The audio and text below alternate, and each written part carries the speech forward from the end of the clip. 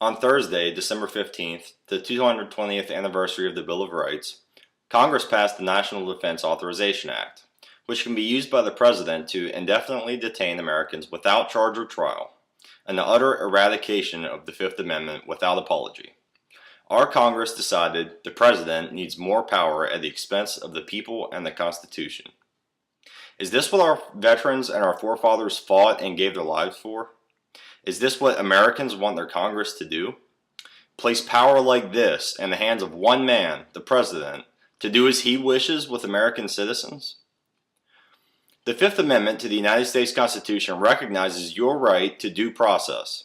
Quote, "No person shall be deprived of life, liberty, or property without due process of law." End quote. The Fourth Amendment, for what it's worth, also recognizes that your right to be secure in your person and in your house, among other things, cannot be infringed by sidestepping the legal process. The explicit recognition of these rights by our government is one of the things that has always made our country exceptional. But this new law is a misguided attack on our country's 220-year recognition of these inherent rights. Let us look at the final text of the bill.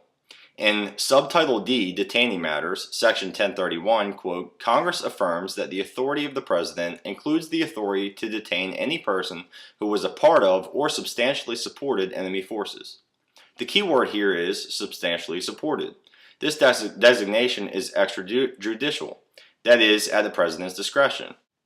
Section 1032 says, quote, "The requirement to detain a person in military custody under this section does not extend to citizens of the United States." The key word here is requirement. In other words, the President has the authority to indefinitely detain any person who, quote, "substantially supported the enemy and is in fact required to do so unless it's a U.S. citizen, in which case it's at the President's discretion."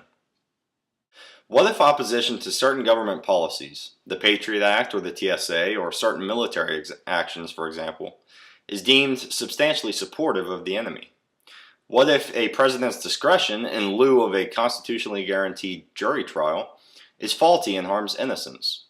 Obama himself and those who succeed him will now decide whether to send government agents to your living room to apprehend and detain you without charges for whatever duration they wish, or for as long as there is a war on terror, under a congressionally condoned false pretense and color of law.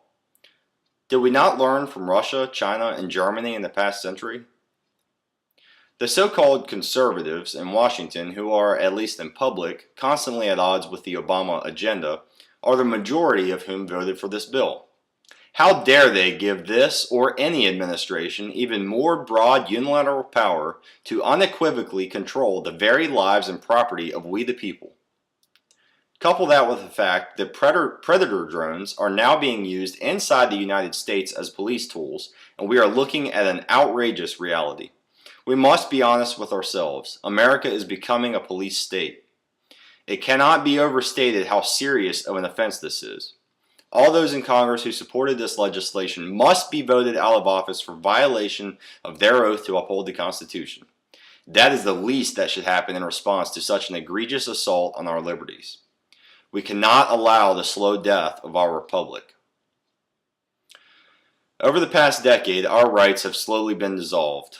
Some say, "It couldn't happen here. This is America." Wake up. Congress just made it happen. This has got to stop.